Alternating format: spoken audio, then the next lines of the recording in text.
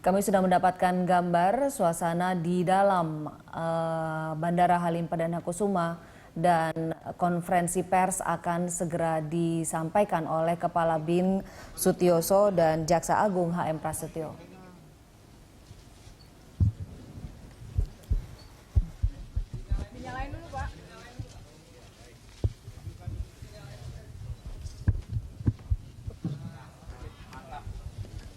Jadi selamat malam rekan-rekan wartawan yang saya hormati Pak Jaksa Agung.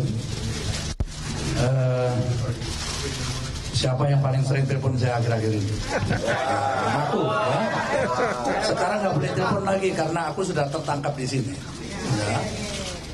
Jadi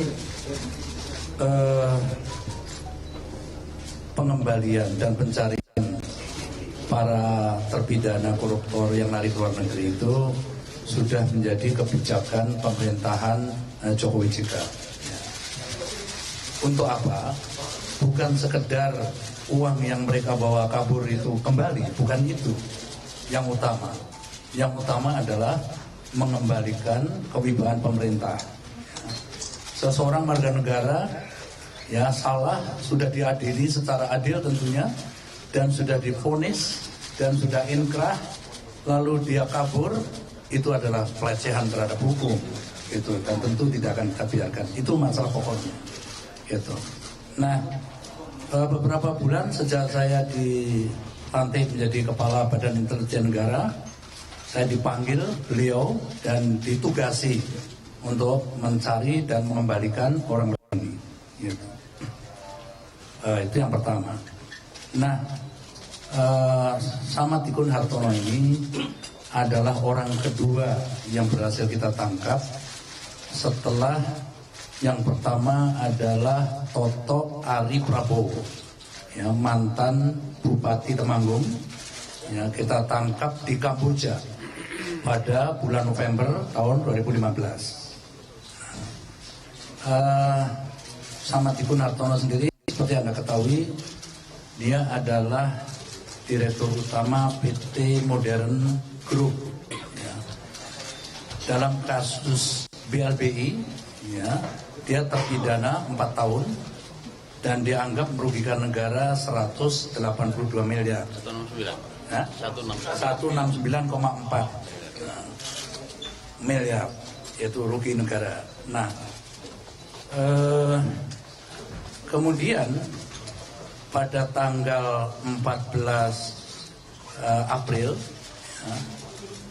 yang bersangkutan atau saya singkat SH ditangkap oleh aparat penegak hukum Cina di Shanghai setelah BIN memberikan tempat keberadaan mereka.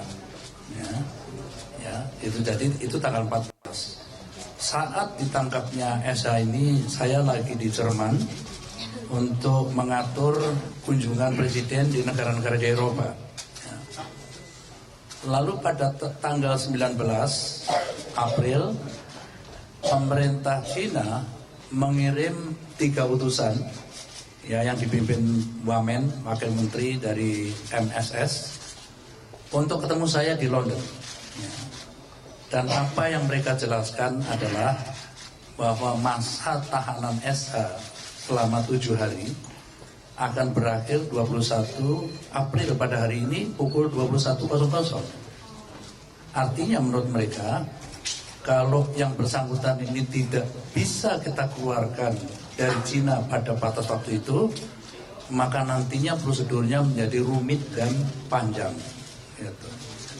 Nah, dari penjelasan mereka ini kemudian saya lapor Presiden di London, dan Presiden lalu menugaskan saya untuk ke Shanghai menyelesaikan masalah ini. Saya terbang ke Shanghai dan baru tiba jam 2 pagi di lapangan terbang Shanghai. Kemudian jam 3 sampai hotel, langsung kita rapat koordinasi dengan aparat China tentunya yang di Shanghai, ya, dan yang juga di Beijing datang ke Shanghai. Kita koordinasi dan kita menyelesaikan administrasi yang disyaratkan untuk bisa mengeluarkan SH ini dari Cina. Dan dalam hitungan beberapa jam saja, ya, aparat Cina ini yang terdiri tentunya berbagai institusi telah berhasil menyelesaikan semua syarat itu. Nah, oleh karena itu pada jam 16.00 waktu setempat, waktu Shanghai, saya bisa keluar membawa SH ini kembali ke tanah air, ke Jakarta. Nah, tentunya telah sampai sini, seperti Anda saksikan tadi, secara resmi saya serahkan kepada Jaksa Agung sebagai otorita yang berwenang kelanjutannya. Gitu kan. Nanti Anda bisa tanya kepada beliau apa kelanjutannya setelah dia. Nah,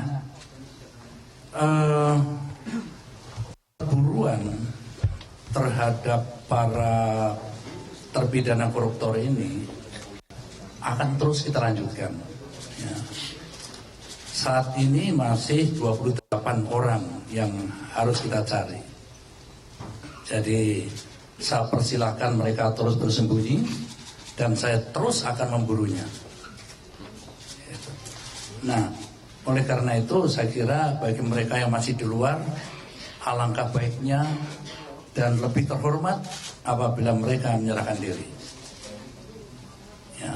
Nah, sebagai informasi tambahan, mengapa sulit mencari para pelarian ini? Ya, contohnya ini saja, SH ini, dia mempunyai 5 paspor, ya, dari Gambia dan Nicaragua. Dominika dan Gambia. Masing-masing paspor itu mempunyai nama dan identitas yang berbeda-beda. Namun pada saat tanggal 14 ditangkap oleh aparat hukum di Cina, di Shanghai itu, dia menggunakan paspor Gambia dengan nama Tan Jimmy Abraham. Tan Jimmy Abraham, itu nama dia pada saat ditangkap. Nah, saudara-saudara sekalian, saya kira itu yang bisa saya jelaskan kepada Anda semua. Lalu pada kesempatan ini tentu saja saya ingin mengucapkan terima kasih kepada Kejaksaan Agung, kepada Kepolisian Republik Indonesia, kepada Kementerian Kumham dan Kemlu, ya, yang telah melaksanakan koordinasi dengan baik dengan kita sehingga saya mendapatkan data-data yang cukup untuk mencarinya, ya. Dan di luar negeri tentunya kita juga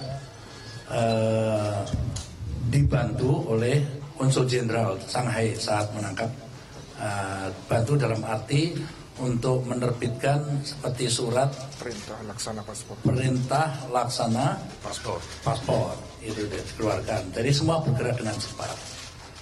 Perlu saya jelaskan di sini dalam konteks pemburuan ini bahwa sesuai Undang-Undang Nomor 17 Tahun 2011, BIN mempunyai wewenang melakukan operasi intelijen baik di dalam negeri maupun di luar negeri. Ya. Di dalam negeri tentunya saya berkoordinasi dengan institusi lain seperti Kejaksaan Agung, Kepolisian, Kumham dan Menlu. Ya, di luar negeri saya tentu bekerjasama dengan Menlu dan aparat setempat. Ya, seperti 2 kejadian ini, aparat Kamboja maupun aparat Cina. Dan terakhir yang ingin saya sampaikan terima kasih kecuali kepada rekan-rekan yang tadi juga, saya pantas memberikan apresiasi yang tinggi, ya, kepada aparat di Cina, khususnya adalah MSS, ya, Minister Security Service atau BIN-nya mereka, juga kepolisian yang merespon sangat baik dan cepat. Ya. Mereka sangat kooperatif, ya, sehingga sesuatu yang kelihatannya sulit itu lalu menjadi mudah. Itu yang perlu diapresiasi supaya kita tidak sebaliknya gitu. Ya, sesuatu yang mudah sebenarnya lalu dipersulit. Gitu. Saya kira itu penjelasan dari saya. tentu yang terakhir terima kasih kepada rekan-rekan wartawan. Saya minta maaf karena sering saya ditelepon berdering setiap menit, saya nggak bisa dapat informasi lanjutannya. Ya untuk apa saya jawab ya. Jadi sekarang inilah saya bayar habis-habisan.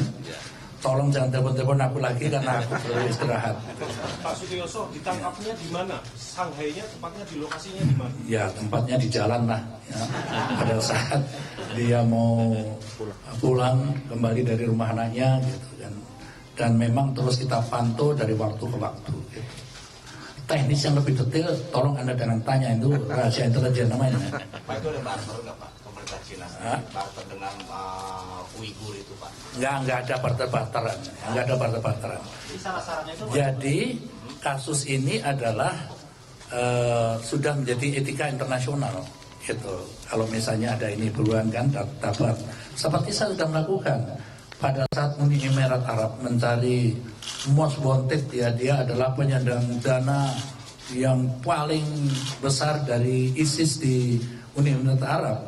Dia memberikan data kepada saya, 3 hari kemudian saya tangkap di Batam. Hanya sayangnya memang deportasinya terlalu lama, hampir 3 bulan. Ya, ini ya. Jadi kalau seperti saya minta Cina, juga mereka harus melakukannya. Begitu juga andai kata ada warga Cina di sini dan memang dia diminta dan memang sesuai aturan internasional bisa, ya kita juga harus merespon yang sama. Ya, tidak berarti barter-barteran, tukar-tukaran, tidak ada cerita kayak gitu. Seperti Anda lihat, aku membawa Esya pulang, pesawatnya juga kembali saja, nggak bawa apa-apa kan. Mereka juga ikut kita, hanya bertiga saja.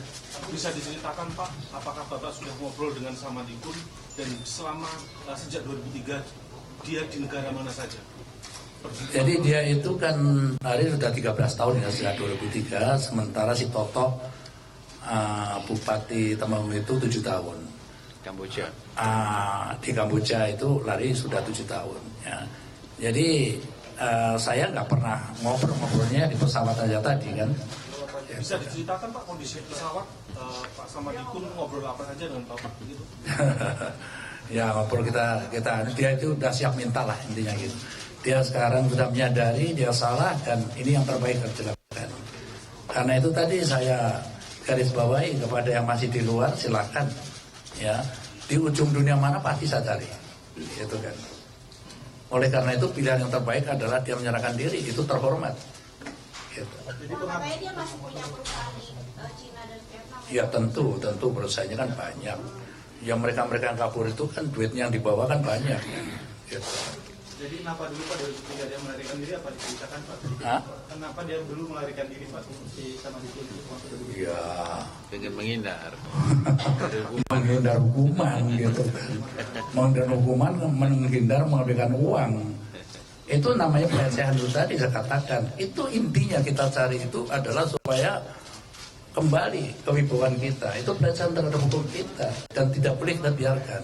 Bapak tadi sempat bilang bahwa Samadikun akan pergi ke rumah anaknya. Apakah kemudian anaknya itu juga bisa dikenakan pidana mengingat keterlibatannya untuk nanti tanya sama jaksa agung aja kan. Ya. Yang lain Pak, tadi kan Bapak bilang kan ada sekitar 28 daftar buronan yang sedang Bapak pantau sebetulnya. Bisa sebutkan sih ke kami sebetulnya namanya siapa aja? Nah daftarnya jaksa agung lagi yang ngerti. Gitu. Aku ngerti nggak hafal, tetapi aku sudah membuat peta lah gitu. Pak, mungkin nanti akan ditangani oleh KPK juga Pak, misalnya sudah selesai dari GA ke KPK untuk menginvestigasi kasus BRI yang lebih besar lagi. Sudah terkumpul kira-kira 3 pertanyaan berarti jawab monggo Mas. Tadi yang syarat Bentar. Dia sedang capek. syarat dari Cina yang tadi Bapak bilang tadi ada memenuhi syarat-syarat dulu dan Oh iya, kan harus ada syarat-syarat sesuai konstitusi mereka kan. 7 hari. Kalau 7 hari ini lewat, ya kita tambah sulit gitu. Makanya ini sudah pas-pasan saja sama dia hari ini. Jam 11 sudah deadline-nya.